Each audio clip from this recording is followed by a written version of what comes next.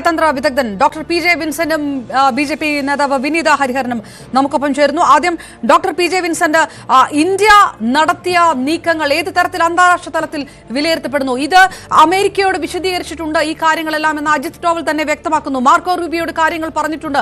2 ആഴ്ച സമയം എടുത്തുകൊണ്ടാണ് ഇന്ത്യ ഈ നീക്കം നടത്തിയത്. അത് ഏതെങ്കിലും തരത്തിൽ ഒരു സിവിലിയൻ കേന്ദ്രത്തെ ലക്ഷ്യമിട്ടായിരുന്നില്ല, പകരം ഭീകര കേന്ദ്രങ്ങളെ ലക്ഷ്യമിട്ടായിരുന്നു. കൃത്യമായി എവിഡൻസ് ശേഖരിച്ചുകൊണ്ട് അവധാനതയോടുകൂടി കഴിഞ്ഞ ദിവസങ്ങളിലെല്ലാം കാര്യങ്ങൾ നീക്കിക്കൊണ്ട് ഇന്ത്യ നടത്തിയ ഓപ്പറേഷൻ സിന്ദൂർ, അത് ലോകരാഷ്ട്രങ്ങൾക്ക് മുന്നിൽ ഏത് തരത്തിലാണ് ഇന്ത്യയുടെ നീക്കം വിലയിരുത്തപ്പെടുന്നത്? ഇപ്പോൾ ലോകരാഷ്ട്രങ്ങളുടെ ഇടയിൽ ഇന്ത്യയുടെ ആക്രമണത്തിന് അനുകൂലമായ പൊതുജനാഭിപ്രായം, ജനകീയമായ വിവിധ രാജ്യങ്ങൾ അതിന് അനുകൂലമായിട്ടാണ് ഇതുവരെ പ്രതികരിച്ചിട്ടുള്ളത്.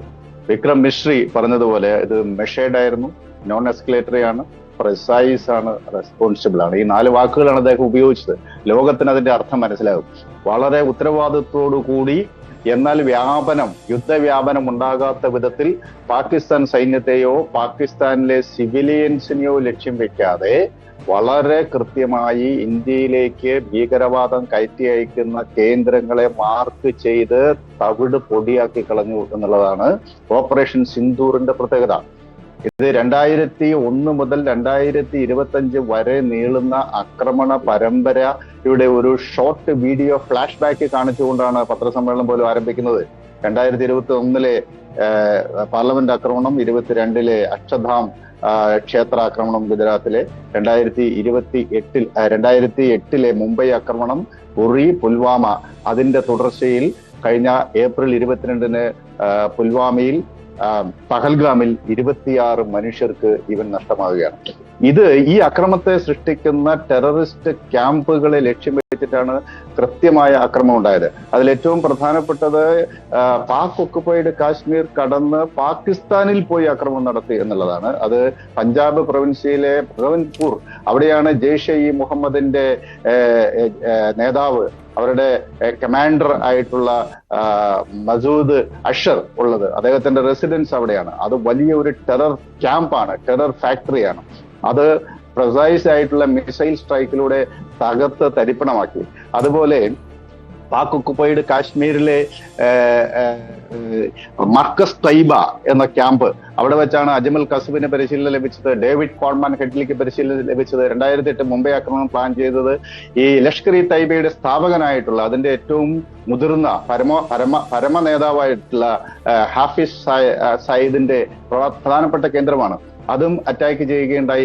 അതുപോലെ ജെയ്ഷെ ഇ മുഹമ്മദ്, ഹിസ്ബുൾ മുജാഹിദ്ദീൻ, ലഷ്കർ ഇ തൈബ തുടങ്ങിയ ഭീകര സംഘങ്ങളുടെ പരിശീലന കേന്ദ്രങ്ങൾ അത് വളരെ കൃത്യമായി മാർക്ക് ചെയ്ത് അറ്റാക്ക് ചെയ്തു എന്നുള്ളതാണ്. ലോകത്തിന് ഇതിനെതിരായിട്ടൊരു നിലപാടെടുക്കാൻ സാധിക്കില്ല. കാരണം 2001 പ്രഖ്യാപിക്കപ്പെട്ട ഭീകരതയ്ക്കെതിരായ ആഗോള യുദ്ധത്തോട് ചേർന്ന് നിൽക്കുന്ന ഒന്നാണ് ഇന്ത്യയുടെ ഭാഗത്തു നിന്നുണ്ടായിട്ടുള്ള പ്രതികരണം. അതിനകത്തൊരു കാവ്യനീതി എനിക്ക് തോന്നിയത്, അവിടെ അച്ഛൻ മക്കളുടെ മുന്നിൽ വെച്ച് അച്ഛനെ വെടിവെച്ചു കൊല്ലുകയാണ്, ഭാര്യയുടെ മുന്നിൽ വെച്ച് ഭർത്താവിനെ വെടിവെച്ചു കൊല്ലുകയാണ്. ഭർത്താവ് ചോരയിൽ കുളിച്ച് കിടക്കുമ്പോൾ എന്നാ എന്നെ കൂടെ കൊന്നിട്ട് പോകൂ എന്ന് പറഞ്ഞ സ്ത്രീയോട് പോയി മോഡിയോട് പറയൂ എന്ന് പറഞ്ഞിട്ടാണ് ഭീകരത അവിടുന്ന് എക്സിറ്റ് ചെയ്തത്. അവിടെയാണ് കൃത്യമായ മറുപടി കൊടുത്തിട്ട് ആ മറുപടി പ്രഖ്യാപിക്കുന്നത് ഇന്ത്യയുടെ 2 വനിതാ ഓഫീസർമാരാണ്. അത് സോഫിയ ഖുറൈഷിയും അതുപോലെ വ്യോമിക സിംഗും. അതൊരു കാവ്യനീതിയായിട്ട് ഞാൻ കരുതുകയാണ്. സിന്ദൂരം മായ്ക്കുന്ന ഭീകരതയ്ക്ക് ഓപ്പറേഷൻ സിന്ദൂർ വ്യക്തവും കൃത്യവുമായിട്ടുള്ള മറുപടി നൽകി. ഇനി അങ്ങോട്ട് ഒരു എസ്കലേഷനുള്ള സാധ്യത പാകിസ്ഥാന്റെ ഭാഗത്തു നിന്നുണ്ടാവണം. പാകിസ്ഥാനെ ആക്രമിക്കണമെങ്കിൽ ഇന്ത്യൻ സിവിലിയന്മാരെയോ ഇന്ത്യൻ മിലിറ്ററിയോ അറ്റാക്ക് ചെയ്യണം. അതല്ലാതെ മറ്റൊരു സാധ്യതയും പാകിസ്ഥാനില്ല. മറ്റൊന്ന് അവർക്ക് ചെയ്യാൻ പറ്റുന്നത് പാകിസ്ഥാന്റെ തിരിച്ചടി, പാകിസ്ഥാന്റെ അടുത്ത നീക്കം എന്ത് എന്നൊരു ചോദ്യം വളരെ പ്രസക്തമാണല്ലോ. ഇന്ത്യ ഇതിന് കൃത്യമായ മറുപടി നൽകും എന്ന് പറയുമ്പോൾ പോലും ഒരു യുദ്ധത്തിലേക്ക് പോകാനുള്ള താല്പര്യമില്ല എന്നതിന്റെ സൂചന കൂടിയാണ് ഇന്നത്തെ ഈ ലിമിറ്റഡ് ഓപ്പറേഷൻ നൽകിയിരിക്കുന്നത്. ഇപ്പോൾ പാകിസ്ഥാനിലും ഇന്ത്യയിലേതിന് സമാനമായി തിരക്കിട്ട ചർച്ചകൾ പുരോഗമിക്കുന്നു എന്ന് പറയുന്നു. കഴിഞ്ഞ ദിവസങ്ങളിൽ ആണവായുധം വരെ ഉണ്ട് എന്ന് ഭീഷണി മുഴക്കിയ, പ്രകോപനം തുടർന്ന ഖ്വാജ ആസിഫ് വരെ നിങ്ങൾ ഇനി ഒന്നും ചെയ്തില്ലെങ്കിൽ ഞങ്ങൾ ഒന്നിനുമില്ല എന്ന് പറയുന്ന ഒരു സാഹചര്യം. അപ്പോൾ ഇതുകൊണ്ട് അടങ്ങുമോ പാകിസ്ഥാൻ? അല്ല, അത് അടങ്ങില്ല എന്ന കാര്യത്തിൽ ഒരു സംശയവുമില്ല. അടങ്ങില്ല എന്ന കാര്യത്തിൽ ഒരു സംശയവുമില്ല. കാരണം 2020 ഉറി ആക്രമണത്തിന് ശേഷം നമ്മൾ ലൈൻ ഓഫ് കൺട്രോൾ കടന്ന് ആക്രമണം നടത്തി. 2019 പുൽവാമയ്ക്ക് ശേഷം പഷ്തൂൺഖ പ്രൊവിൻസിൽ, ഖൈബർ പഷ്തൂൺഖ പ്രൊവിൻസിലുള്ള ബലാക്കോട്ടാണ് ആക്രമിച്ച് തകർത്തത്. ഇതിൽ നിന്നൊന്നും പാകിസ്ഥാൻ പാഠം പഠിച്ചിട്ടില്ല. കാരണം ആ രാജ്യം നിലനിൽക്കുന്നത് തന്നെ ഇന്ത്യ വിരുദ്ധതയിലും കാശ്മീരില് ടെററിസം കയറ്റുമതി ചെയ്തും മാത്രമാണ്. ഈ ഇന്ത്യ വിരുദ്ധത ഇല്ലെങ്കിൽ ആ രാജ്യത്തിന് ഒരു നിമിഷം പോലും ഒറ്റയ്ക്ക് നിൽക്കാൻ സാധിക്കില്ല. അതുകൊണ്ട് ഇത് പാകിസ്ഥാന്റെ നിലനിൽപ്പിന്റെ പ്രശ്നമാണ്. അതോടൊപ്പം ചൈനയുടെ വിപുലമായ താല്പര്യങ്ങൾ കൂടി അവിടെ പ്രവർത്തിക്കുന്നുണ്ട് കാശ്മീർ കേന്ദ്രീകരിച്ച്. കാരണം അവിടെ ലഡാക്കിന്റെ ഭാഗമായ അസ്കായ് ചീൻ അവരുടെ കയ്യിലാണ്. ലഡാക്ക് മുഴുവനും അവര് ചൈന കണ്ണുവെക്കുന്നുണ്ട്. അപ്പൊ അങ്ങനെ ഇന്ത്യയെ ഈ മേഖലയിൽ അസ്ഥിരീകരിക്കണം എന്നുള്ള താല്പര്യമുള്ള പാകിസ്ഥാനും ചൈനയും കൈകോർത്തിരിക്കുന്നു എന്നതാണ് ഏറ്റവും പ്രധാനപ്പെട്ട കാര്യം. അതിൽ പാകിസ്ഥാനെ സംബന്ധിച്ചിടത്തോളം പ്രത്യയശാസ്ത്രപരമായി ഇന്ത്യ വിരുദ്ധതയല്ലാതെ അവിടുത്തെ ആളുകളെ ഐക്യപ്പെടുത്തുന്ന ഘടകമില്ല.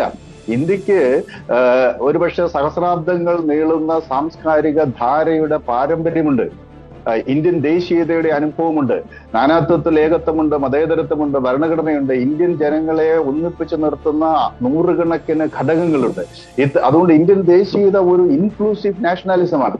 അത്തരത്തിലൊന്നും പാകിസ്ഥാൻ ഇല്ല. അവിടെ കുറച്ച് തീവ്രവാദവും പിന്നെ ഇന്ത്യ വിരുദ്ധതയും. ഇന്ത്യ വിരുദ്ധത ഇപ്പോൾ ഈ അക്രമത്തോടു കൂടി വളരെ കൃത്യമായി അത് ഹിന്ദു വിരുദ്ധതയായിട്ട് അവതരിപ്പിക്കുകയാണ്. പാകിസ്ഥാന്റെ ഏപ്രിൽ 14 തീയതിയാണല്ലോ പാകിസ്ഥാന്റെ സൈനിക മേധാവി മുനീറിന്റെ പ്രസംഗത്തിൽ അദ്ദേഹം പറയുന്നത് Hindus and Muslims are two nationalities. India വിഭജനത്തിലേക്ക് നയിച്ച പഴയ കാര്യം അതുപോലെ റിപ്പീറ്റ് ചെയ്തിട്ട് അത് ഇന്ത്യക്കെതിരായിട്ടുള്ള നിലപാടിനെ കുറച്ചുകൂടെ ചെറുതാക്കി ഒരു ഹിന്ദു വിരുദ്ധത അദ്ദേഹം പറയുകയാണ്. അതുകൊണ്ടാണ് അദ്ദേഹത്തെ മറ്റേ ജിഹാദി സൈനിക മേധാവി എന്നൊക്കെ പിന്നീട് വിശേഷിപ്പിക്കപ്പെട്ടത്. ആ രൂപത്തിൽ ഇന്ത്യ വിരുദ്ധതയെ ആധാരമാക്കി നിൽക്കുന്ന പാകിസ്ഥാൻ ഇനിയും തുടരുമെന്ന കാര്യത്തിൽ തർക്കമില്ല. പക്ഷെ ഇന്നത്തെ ഒരു സാഹചര്യത്തിൽ ഇന്ത്യക്ക് ഏതെങ്കിലും തരത്തിലൊരു മറുപടി ഇനി പാകിസ്ഥാൻ കൗണ്ടർ റിറ്റാലിയേഷൻ ഉണ്ടാവണമെങ്കിൽ ഒന്നുകിൽ ഇന്ത്യൻ മിലിറ്ററി കേന്ദ്രത്തെ അറ്റാക്ക് ചെയ്യണം, അല്ലെങ്കിൽ ഇന്ത്യൻ സിവിലിയന്മാരെ അറ്റാക്ക് ചെയ്യണം. ഇത് രണ്ടും ആത്മഹത്യാപരമായിരിക്കും. കാരണം റെസ്പോൺസിബിൾ ആയിട്ടുള്ള ഒരു റിറ്റാലിയേഷനാണ് ഇന്ത്യയുടെ ഭാഗത്ത് ഉണ്ടായിട്ടുള്ളത്. പാകിസ്ഥാൻ മിലിറ്ററി കേന്ദ്രങ്ങൾ നമ്മൾ ആക്രമിച്ചില്ല, പാകിസ്ഥാനിലെ സിവിലിയൻസിനെ ആക്രമിച്ചിട്ടില്ല, അവിടെ ആർക്കും ഒരു കാഷ്വാലിറ്റിയും ഉണ്ടായിട്ടില്ല, കൊളാറ്ററൽ ഡാമേജ് ഉണ്ടായതായി പോലും റിപ്പോർട്ടില്ല. ഈ സാഹചര്യത്തിൽ ഈ ലൈൻ ഓഫ് കൺട്രോളും കടന്ന് ഇന്റർനാഷണൽ ബോർഡറിൽ നിൽക്കുന്ന ഡോക്ടർ പി ജെ വിൻസെന്റ്, അപ്പോഴും പാകിസ്ഥാൻ അവകാശപ്പെടുന്നത് ഞങ്ങൾ തിരിച്ചും മറുപടി കൊടുത്തുകൊണ്ടേയിരിക്കുന്നു എന്നുള്ളതാണ്. ആ തരത്തിൽ അവരുടെ സോഷ്യൽ മീഡിയ ഹാൻഡിലുകളിലൊക്കെ ഓപ്പറേഷൻ സിന്ദൂറിനെ അപഹസിച്ചുകൊണ്ടുള്ള ട്വീറ്റുകൾ പ്രചരിക്കുന്ന സമയം 5 ജെറ്റുകൾ ഞങ്ങൾ വീഴ്ത്തിക്കളഞ്ഞിട്ടുണ്ട് എന്നതടക്കമുള്ള അവകാശവാദങ്ങൾ നടത്തുകയാണ്. അതായത് ഒരു വശത്ത് ഇന്ത്യയുടെ അവകാശവാദങ്ങൾക്കൊപ്പം പാകിസ്ഥാൻ ഇതിന് മറുപടി ഓരോ മിനിറ്റിലും കൊടുത്തുകൊണ്ടിരിക്കുകയാണെന്നുള്ളൊരു അവകാശവാദവുമുണ്ട്. അത് ഏത് തരത്തിലാണ് കാണേണ്ടത്? സോഷ്യൽ മീഡിയ വാർഫെയർ അത് പല രൂപത്തിൽ പോകും. അപ്പൊ രാവിലെ തന്നെ എനിക്ക് കിട്ടിയിട്ടുള്ള ചില വീഡിയോസ് യഥാർത്ഥത്തിൽ ഗസ യുദ്ധത്തിന്റെ ഭാഗമായിട്ടുള്ളതായിരുന്നു. അത് പിന്നീട് ഫാക്ട് ചെക്ക് നടത്തിയപ്പോഴാണ് അത് മനസ്സിലായത്. അപ്പൊ അതുകൊണ്ട് ഈ ഇന്ത്യ നടത്തിയിട്ടുള്ള അക്രമം, ഇന്ത്യയുടെ മിസൈൽ സ്ട്രൈക്ക് എന്ന് പറഞ്ഞ സോഷ്യൽ മീഡിയയിലൊക്കെ വരുന്ന പല വീഡിയോസും യഥാർത്ഥത്തില് ഇന്ത്യ നടത്തിയിട്ടുള്ള അക്രമങ്ങളേതല്ല. അതുകൊണ്ട് സോഷ്യൽ മീഡിയയിലൂടെ പ്രചരിപ്പിക്കുന്നതും ഒക്കെ കാര്യങ്ങളെ നമുക്ക് മുഖവിലക്കെടുക്കാൻ സാധിക്കില്ല. പക്ഷെ ഔദ്യോഗികമായി കൃത്യമായ ടെററിസ്റ്റ് ക്യാമ്പുകൾ നീലം താഴ്വരയിലെ സവായ് നാല മുതൽ പഞ്ചാബിലെ ഭഗവൻപൂർ വരെ നീളുന്ന ക്യാമ്പുകൾ, നിരവധിയായിട്ടുള്ള ടെററിസ്റ്റ് ക്യാമ്പുകളെ മാർക്ക് ചെയ്ത് അതിന്റെ വീഡിയോ പ്രദർശിപ്പിച്ചുകൊണ്ടാണ് ഇന്ത്യ ഔദ്യോഗികമായി വാർത്താ സമ്മേളനം നടത്തിയത്. അത് ഓരോന്നും മാർക്ക് ചെയ്തിട്ട് അതിൽ 9 എണ്ണത്തെ ഞങ്ങൾ അറ്റാക്ക് ചെയ്തു, 25 മിനിറ്റ് എടുത്ത് 24 സ്ട്രൈക്കുകൾ, 9 ടെററിസ്റ്റ് ക്യാമ്പുകൾ നിലംപൊത്തി. അത് വളരെ കൃത്യമായി ഔദ്യോഗികമായി ഇന്ത്യ പ്രഖ്യാപിച്ചതാണ്.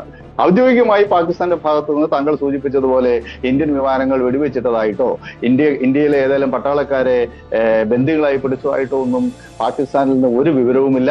അങ്ങനെ സംഭവിച്ചിട്ടുമില്ല. അങ്ങനെ സംഭവിച്ചിട്ടുണ്ടെങ്കിൽ തീർച്ചയായിട്ടും അത് ഇന്ത്യൻ മീഡിയയിലും വരുമായിരുന്നു. അതുകൊണ്ട് തൽക്കാലത്തേക്ക് മുഖം രക്ഷിക്കാനുള്ള ഒരു മീഡിയ പ്രൊപ്പഗാൻഡയുടെ ഭാഗമായിട്ടാണ് ഞാനിതിനെ കാണുന്നത്. ഇതിനകത്ത് പാകിസ്ഥാൻ ഇപ്പോൾ യഥാർത്ഥത്തിൽ പ്രതിസന്ധിയിലായിട്ടുള്ളത് തിരിച്ച് ആരെ അറ്റാക്ക് ചെയ്യും പാകിസ്ഥാൻ? ഇന്ത്യ പാകിസ്ഥാനെ അറ്റാക്ക് ചെയ്തിട്ടില്ല, പാകിസ്ഥാൻ സിവിലിയൻസിനെ അറ്റാക്ക് ചെയ്തിട്ടില്ല, പാകിസ്ഥാൻ പട്ടാളത്തെ അറ്റാക്ക് ചെയ്തിട്ടില്ല. അപ്പോൾ സ്വാഭാവികമായിട്ടും ഇനി അവർക്ക് ചെയ്യാവുന്നത് ഇന്ത്യൻ സിവിലിയൻ കേന്ദ്രങ്ങളെയോ ഇന്ത്യൻ പട്ടാളത്തെയോ അറ്റാക്ക് ചെയ്യുക എന്നുള്ളതാണ്. അത് ആത്മഹത്യാപരമായിരിക്കുമെന്ന് മാത്രമല്ല, പിന്നെ പാകിസ്ഥാൻ എന്ന രാജ്യം ഈ രീതിയിൽ ഭൂമുഖത്തുണ്ടാകുമോ എന്ന് പോലും സംശയമാണ്. കാരണം അത്തരത്തിലൊരു നടപടിക്ക് എന്തായാലും പാകിസ്ഥാൻ സൈന്യം മുതിരുകയുമില്ല. അപ്പോൾ അന്താരാഷ്ട്ര സമൂഹത്തെ കണക്കിലെടുത്തുകൊണ്ട് എന്നാൽ കൃത്യമായ മറുപടി കൊടുക്കാൻ ഇത്രയും കാൽക്കുലേറ്റഡ് ആയിട്ടുള്ള ഒരു മൂവ് നടത്താൻ ഇന്ത്യൻ സൈന്യത്തിന് കഴിഞ്ഞു. Big salute to Indian army. തീർച്ചയായും ശ്രീ പി ജെ വിൻസെന്റ്, ഈ തിരിച്ചടിക്ക് തെരഞ്ഞെടുത്ത സമയം നമുക്കറിയാം. ആദ്യം ഉറി ഉണ്ടാകുമ്പോൾ അതിന്റെ തിരിച്ചടി എന്നത് ഏതാണ്ട് 10 ദിവസത്തിനുള്ളിലാണ് ഉണ്ടാകുന്നത്. പുൽവാമയ്ക്ക് 12ാം ദിവസം തിരിച്ചടി. ഇതിപ്പോൾ പഹൽഗാമിന് 15ാം ദിവസമാണ് തിരിച്ചടി നൽകിയിരിക്കുന്നത്. എന്തുകൊണ്ട് തിരിച്ചടി വൈകുന്നു എന്നതുൾപ്പെടെയുള്ള ചോദ്യങ്ങൾ ഉയരുന്ന ഘട്ടത്തിലാണ് ഈ ഒരു തിരിച്ചടി 15ാം ദിവസം ഉണ്ടാകുന്നത്. സൈന്യത്തിന് പൂർണ്ണ അവകാശം ഇത് സംബന്ധിച്ചുള്ള തീരുമാനങ്ങൾ എടുക്കാൻ നൽകിക്കൊണ്ട് നടത്തിയിട്ടുള്ള ഓപ്പറേഷനാണ്. ഈ തിരിച്ചടി കൃത്യവും വ്യക്തവും കൃത്യമായ സമയത്തുള്ളതും ആണ് എന്ന് തന്നെയാണോ താങ്കൾ കരുതുന്നത്?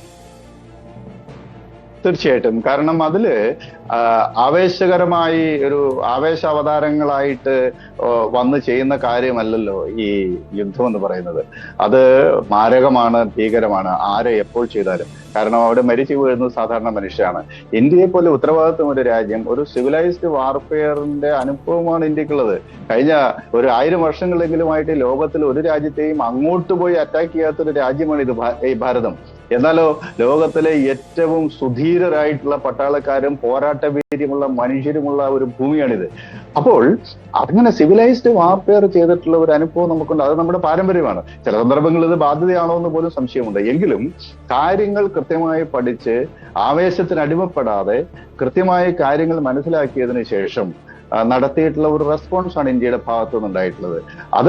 അത് പ്രൊപ്പോർഷനേറ്റ് ആണോ എന്നുള്ള കാര്യത്തിൽ എനിക്ക് സംശയമുണ്ട്. ഇത് മതിയോ എന്നാലേ നമുക്ക് പറയാൻ പറ്റുള്ളൂ. പ്രൊപ്പോർഷനേറ്റ് ആയിട്ടാണോ ഇന്ത്യക്കാർ ഒരു പ്രൊപ്പോർഷനേറ്റ് ആയിട്ടുള്ള റിറ്റാലിയേഷൻ അത് ആഗ്രഹിക്കുന്നുണ്ട്. അതുണ്ടായിട്ടുണ്ടോ ഇല്ലയോ എന്നുള്ളത് ഇതിന്റെ റിസൾട്ട് വരണം.